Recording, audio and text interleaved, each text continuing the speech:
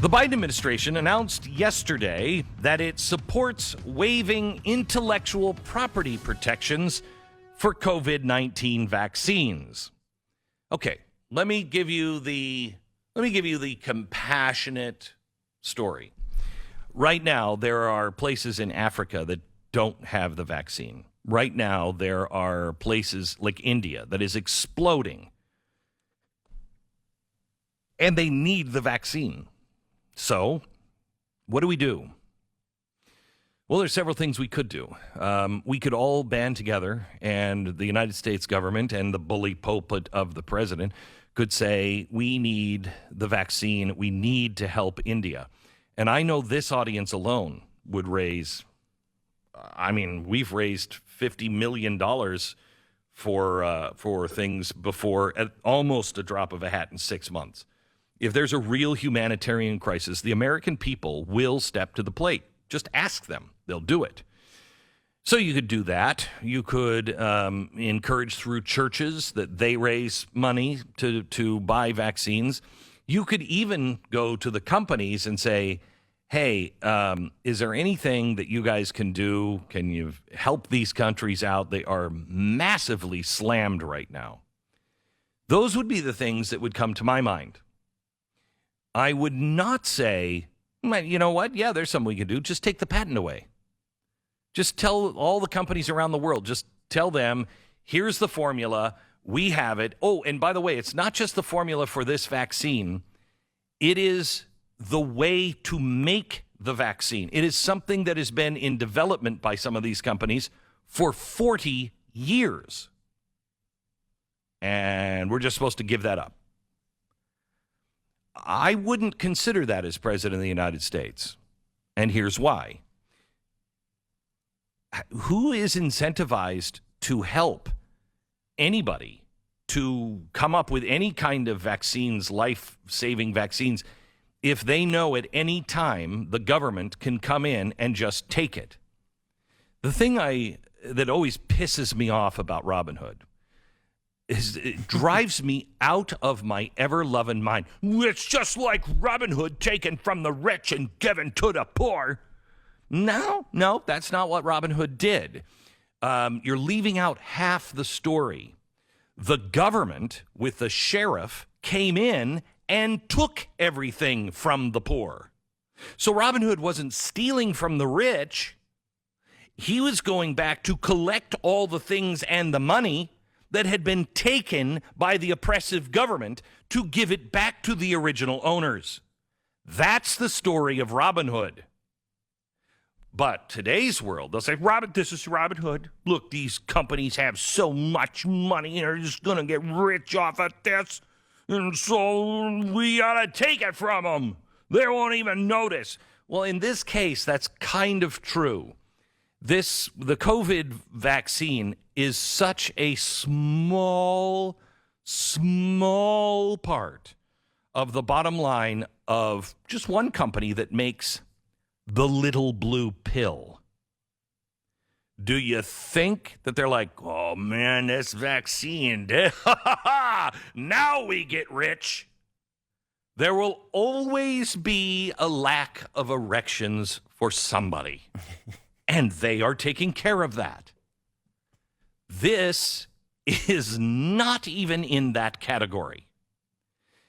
Okay, so what would you do if you were at Pfizer or you were at one of these companies when the president comes out and says, vaccine supply for American people is secured now, but we're gonna work with the private sector and all possible partners to expand vaccine manufacturing and distribution.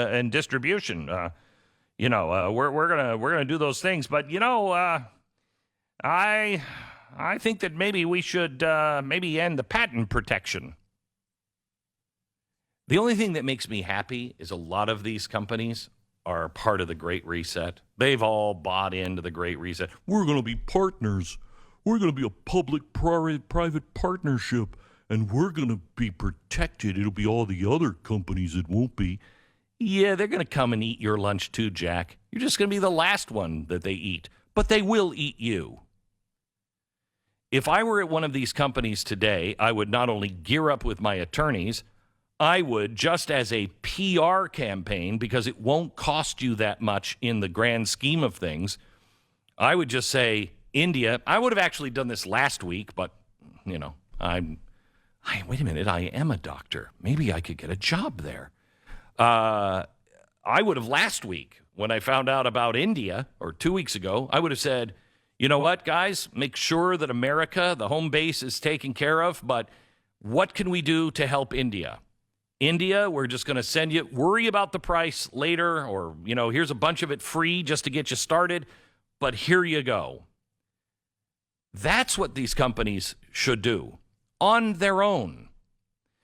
Ben Franklin was big into patents, really big into patents. Why? Because patents protect the inventor. They protect the investor.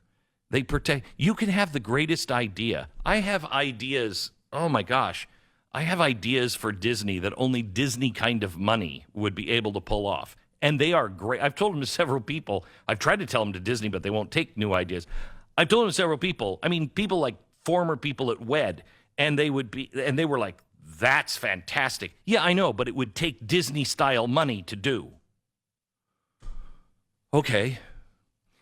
That's the reason you have patents, because I got a million ideas, but not the money to pull them off. Somebody does. If I pitch it to the right person, will they do it?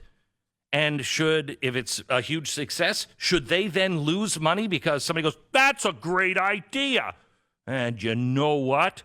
We really need that. For instance, the iPhone, the cell phone, the connectivity that we all enjoy right now, being able to do everything on our iPhone. There you could convince a lot of Americans that you couldn't live without your iPhone today. Oh, and I love this argument. Why don't we just revoke the patent for the iPhone and let anyone make the iPhone? It's really kind of essential that everyone has an iPhone. For as wonderful and utopian that world seems to be, soon as you start doing that, the people who do have ideas stop having ideas because they're not willing to make a better mousetrap. Because why? I'll make it maybe a better mousetrap for my house, but why am I going to try to gather a bunch of people and say, hey, let's make a company because this will really serve? Because you're Jesus? No, that's not going to happen. You have to have the human incentive of being able to make something. Now, you also strive to be a person like Ben Franklin. Ben Franklin believed deeply in patents because it protects people. However, he was the greatest inventor of the day, and he never took a patent out on anything.